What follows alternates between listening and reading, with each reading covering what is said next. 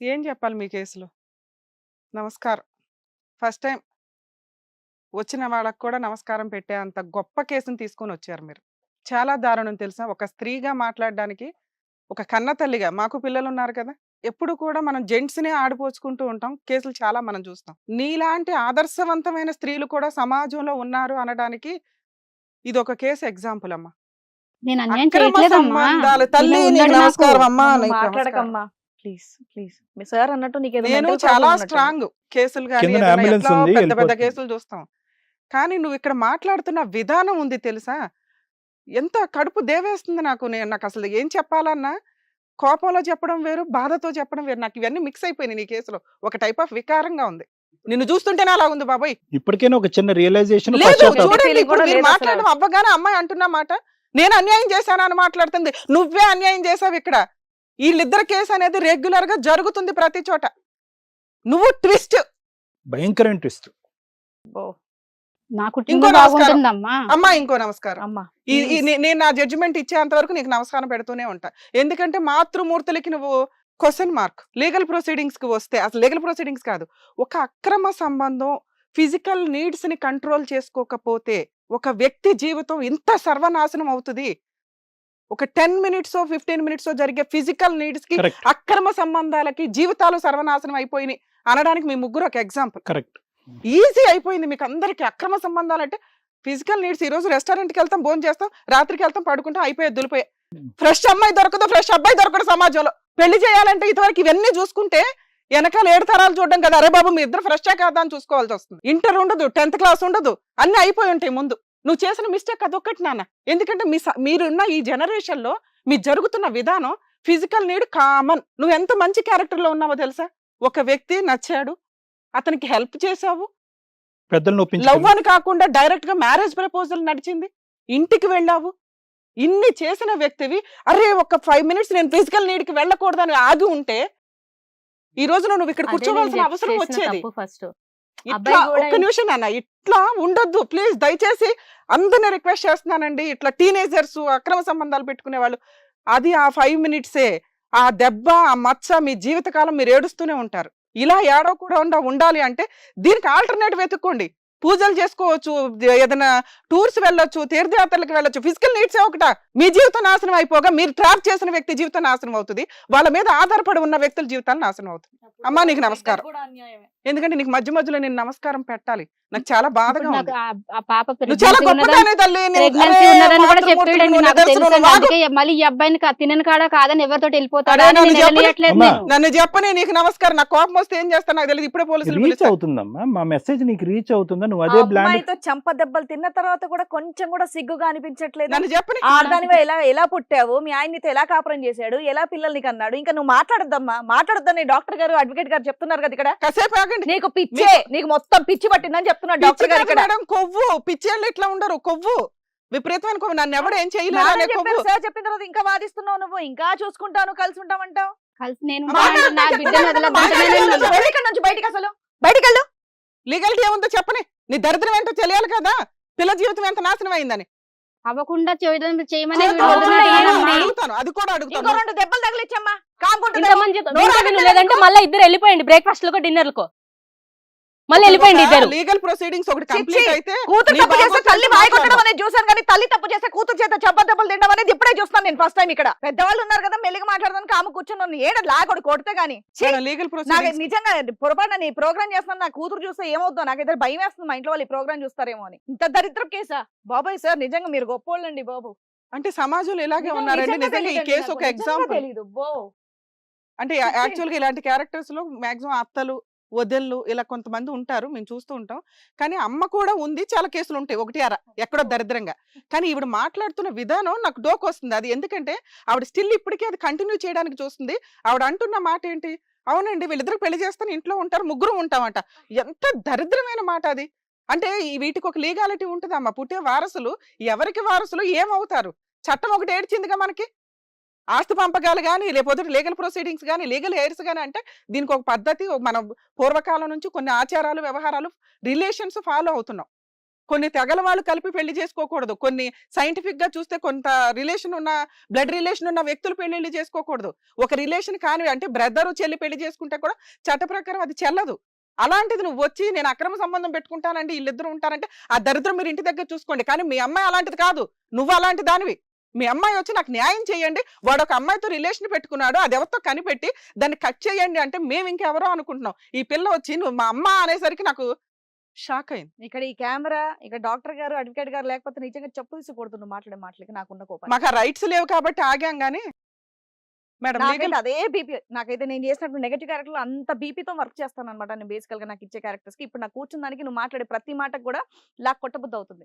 ఇప్పుడు నాకు తెలుసు అలాంటి పనులు మేము చేయకూడదని, ఏది తప్పు ఏది రైట్ అనేది మాకు తెలుసు కాబట్టి కాము కూర్చొని ఉన్నాను. ఈ మాట కూడా మాట్లాడొద్దని అనుకున్నాను, నేను చాలా సేపు నుండి కంట్రోల్ చేసుకున్నా. కానీ ఇక్కడ మేడం సార్ వాళ్ళు మాట్లాడిన తర్వాత కూడా నువ్వు కంటిన్యూ చేస్తున్నావు చూడు, నాకు అవ్వట్లేదు నిజంగా ఇప్పుడు చెప్పాలంటే. ఇతనని నేను ఏమని అరే పిలవాలి? బాబా, బాబా, వెళ్ళిపోయి ఇక్కడ నుంచి స్టూడియో నన్ను నుంచి మాట్లాడు. చెప్తుంటే నీకు కదా? ఇతను నేను ఏమని పిలవాలి? ఇతనని పిలుద్దు ఉండు, ఏం పిలుస్తావో చెప్తాను, నీ దరిద్రానికి ఏం పిలుస్తావో చెప్తాను.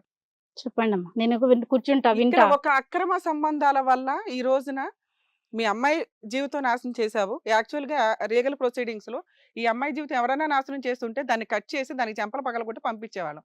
నీలాంటి కన్న తల్లితో రిలేషన్ ఉన్నాక ఈవిడ మేము రిక్వెస్ట్ చేయాలి ఇంకా, ఎందుకంటే ఇది కంటిన్యూ అయ్యే రిలేషనే కాదు. అట్లాంటి దరిద్రుడితో ఈవిడ కంటిన్యూ అవ్వడం తర్వాత సంగతి. నీలాంటి వ్యక్తితో రిలేషన్ పెట్టుకున్నాక దీని గురించి థింక్ చేయడం కూడా ఆ పిల్లకి మానసికంగా శారీరకంగా చాలా ప్రాబ్లమ్స్. లీగల్ ప్రొసీడింగ్స్ లో ఇట్లా నీకు ప్రెగ్నెన్సీ వచ్చిందో మాకు ఇంకా తెలియదు, ఎందుకంటే మీరిద్దరు చెప్తున్న అబద్ధాలే. మీరిద్దరు కలిపి పిల్ల జీవితం నాశనం చేసి అబద్ధాలతో వాడేసుకున్నారు. ఆయన నిన్ను మోసం చేశాడు, నువ్వు ఆమెను బ్లాక్మెయిల్ చేసావు, ఇవన్నీ అబద్ధాలు. మీ ఇద్దరికి ఒక అవసరమైన నీడ్స్ కోసం మీరు చేయాల్సిన చెత్త పనులన్నీ చేసి పడేశారు. సో ఈ ప్రాసెస్కి వచ్చేసరికి ఈ అమ్మాయి తలుసుకుంటే ఆ అబ్బాయి యాక్చువల్గా రేప్ చేసినట్లే లెక్క. రైట్. ఆవిడ కేసు ఫైల్ చేస్తే మీ ఇద్దరిని జైలుకి పంపించవచ్చు. ఆ పిల్ల రిక్వెస్ట్ చేస్తే నన్ను అడిగితే రిక్వెస్ట్ కూడా అసలు నేనే సర్వీస్ ఇచ్చేస్తాను బాబాయ్. మేడం ఎందుకంటే నీలాంటి తల్లి సమాజంలో ఇంకా ఉండకూడదు అని నా రిక్వెస్ట్. చాలా కేసులు చూస్తున్నాం, అక్రమ సంబంధాలు పెట్టుకొని చిన్న చిన్న పిల్లల్ని చంపేస్తున్నారండి వీళ్ళు అడ్డు అని. ఈ పిల్ల పెద్ద పిల్ల కాబట్టి బతికిపోయింది, కానీ మేబీ చిన్న పిల్ల అయితే చంపేసేదేమో. భర్త వదిలేశాడు అంటే ఈవిడ క్యారెక్టర్ ఎట్లాంటిదో మనం ఈజీగా ఊహించవచ్చు. డైవర్స్ అయిపోయినాయి, ఆ విషయం కూతుర్లకు కూడా తెలియదు. నిజంగా మీకు ఫిజికల్ నీడ్స్ అవసరం ఉంటే పెళ్లి చేసుకొని చావండి, అక్రమ సంబంధాలు పెట్టుకోవడం ఎందుకు? ఆ అబ్బాయి ఈవిడ కాదు ఎవరో పెళ్లి చేసుకుంటాడుగా, ఆ పిల్ల జీవితం నాశనం అయినట్టేగా. నేను చెప్పాను మేడం నీ ఏ, కూతురు pregnant త్యాగా. అని కూడా. చెప్పాడట. ఈ అమ్మాయి తలుసుకుంటే నాన్న మీకు ఒక మేడం, ఆప్షన్ ఏది, ఏం చేస్తామనే తర్వాత ఆలోచిద్దాం. లీగల్ ప్రొసీడింగ్స్ లో నీలాగా ఉన్న వ్యక్తులు 1-4 సార్లు ఆలోచించండి అమ్మా. ఒకసారి ఫిజికల్ రిలేషన్స్ ఉంటే మీరు లీగల్ స్టెప్ వేసేటప్పుడు చేంజ్ అయిపోద్ది. ఒకవేళ ఫిజికల్ రిలేషన్ లేకపోతే దరిద్రుడు అనే వదిలేసి వాడికి ఏదో కేసులు వేసో లేకపోతే కాంపెన్సేషన్ వసూలు చేసో వదిలేయడానికి ఉండేది. ఫిజికల్ నీడ్కి వెళ్ళిపోయినప్పుడు మీ మానసికంగా మీరు చాలా దెబ్బ పడతారు. అరే నన్ను ఎంత మోసం చేసి వాడుకున్నాడు, ఎంత ప్రేమగా ఉండేవాడు నీడ్స్ లో ఉన్నప్పుడు, తర్వాత చూస్తేనేమో వెనకాల నడిపించాల్సిన నడిపించేశాడు అనేది సైకలాజికల్ గా మీకు చాలా జీవితం మీద ఎఫెక్ట్ పడుతుంది.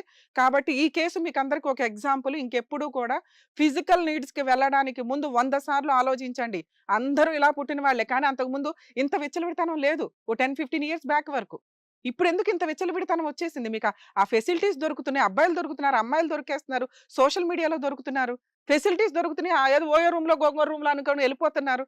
వెళ్ళొద్దు, వెళితే ఇక ఇట్లాగే ఉండాల్సి వస్తుంది. మీరు తలుచుకుంటే వాళ్ళ మీద కేసు వేయొచ్చమ్మా. నా పర్సనల్ రిక్వెస్ట్ ఏంటంటే ఆ దరిద్రుడిని పెళ్లి చేసుకోవడం కంటే కూడా చేసుకోవడం కుదరదు. నేను ఎందుకంటే చేస్తాను మేడం, అమ్మ అనే నాకు వ్యక్తితో- అసలు ఇలాంటిది వద్దు. అమ్మ ఫస్ట్ ఒక కూడా నిమిషం. నేను మీరు మాట్లాడుదురు. అమ్మ అనే ఒక విషయంతో ఉన్నప్పుడు అలాంటి వ్యక్తిని పక్కన నుంచోడానికి కూడా అర్హత, అసలు చూడడానికి కూడా అర్హత లేదు. లీగల్ గా మీకు కేసు వేసే రైట్స్ ఉంటే మేము మా టీం అంతా కూడా మీకు 100% హెల్ప్ చేస్తామమ్మా. వాళ్ళిద్దరిని 7 years అన్నా జైలుకి పంపించవచ్చు. ఈవిడ మీద నాన్న, మీ విషయానికి వస్తా. ఆవిడ గొప్పతనం నేను అప్పుడే మాట్లాడలేను సార్. మీ విషయానికి వస్తే నువ్వు ఒక అమ్మాయి రియల్ గా లవ్ చేసే అమ్మాయిలు ఈ మధ్య చాలా మంది అబ్బాయిలకు దొరకట్లా. నీ అదృష్టం ఏంటంటే ఆ అమ్మాయి దొరికింది. కర్మ, నీలాంటి వాళ్ళకే దొరుకుతారు ఇలాంటి వాళ్ళు.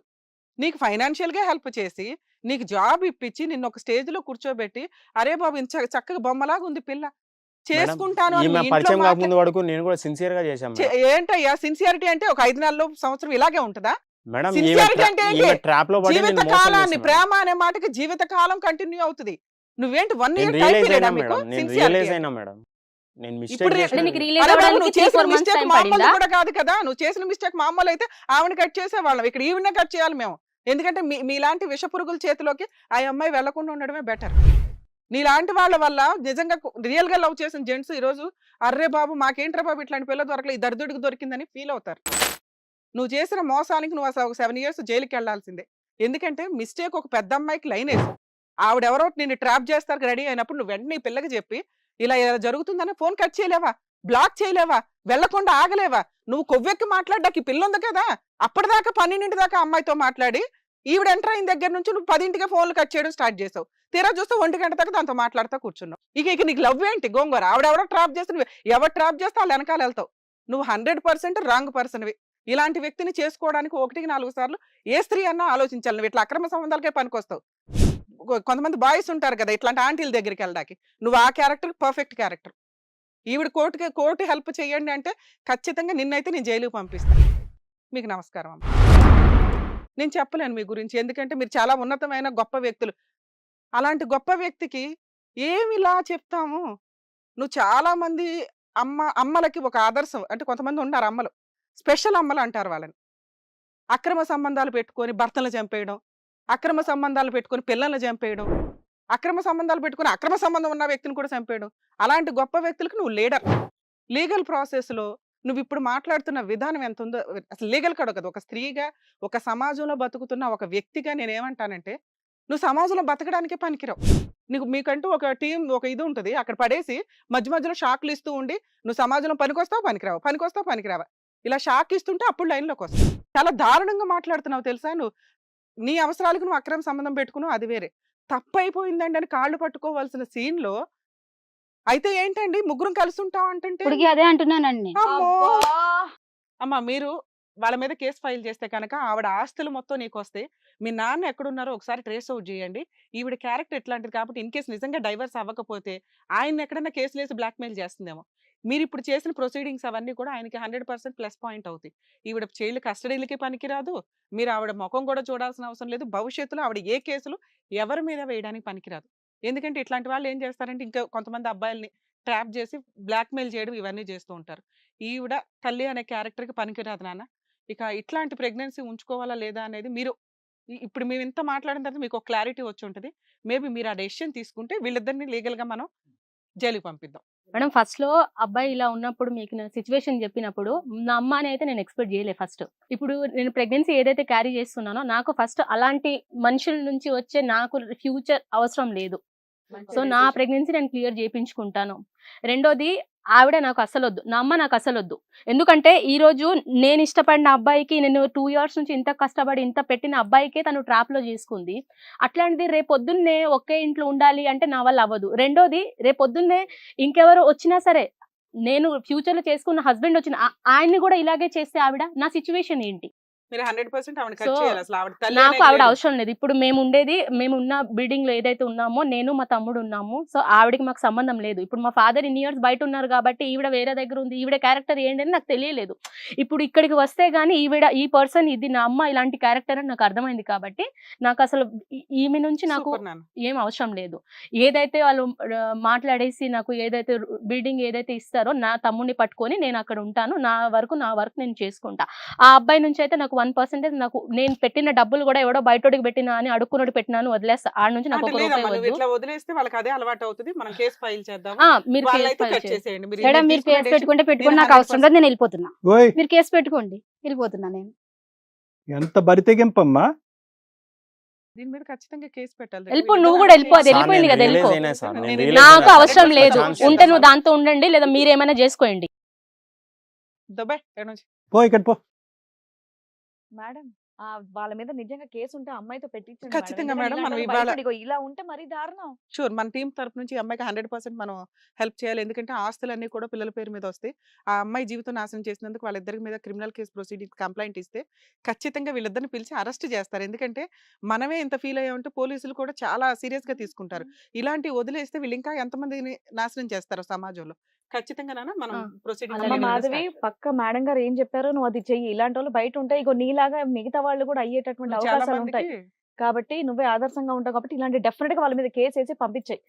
దురదృష్టం తల్లి ఇలా చేయడం అనేది. ఫ్యూచర్ లో పాప కన్సీవ్ అయ్యిందంటే నెక్స్ట్ సేవలన్నీ కూడా తల్లి చేయాల్సిందే. బట్ తల్లి ఇలాంటి అన్యాయం చేసిందంటే అమ్మో నిజంగా చాలా బాధగా ఉంది. ఛీ. చూసారు కదండి, కన్న కూతురు జీవితాన్ని కన్న తల్లే పాడు చేయడం అనేది నిజంగా దురదృష్టం. సో దానికి కరెక్ట్ గా మన రమ్య గారు కూడా ఏం చేయాలనేది మాధవికి చక్కగా చెప్పారు. అండ్ అలాగే ఈ క్రిమినల్స్ ఎవరైతే ఉన్నారో, క్రిమినల్ అనే అనాలి, ఈ కనకమ్మ అండ్ అలాగే మణికంఠకి, అండ్ అలాగే ఈ కనకమ్మకి మణికంఠకి ఎలాంటి కౌన్సిలింగ్ ఇవ్వాలనేది కళ్యాణ్ గారు కూడా చక్కగా చెప్పారు. సో దాని ప్రకారం ఇక్కడ జరిగేటట్టు మా టీం వాళ్ళందరూ కూడా చూస్తారు. సో నెక్స్ట్ కథతో మళ్ళీ మీ ముందుకు వస్తాం. హిట్ టీవీ యాప్ ని డౌన్లోడ్ చేసుకోండి. ఇందులో short news, live news, entertainment, movies అన్ని అవైలబుల్ గా ఉన్నాయి. Please download Hit TV app. Hit TV app. Hit TV యాప్ని ఫ్రీగా డౌన్లోడ్ చేసుకోండి.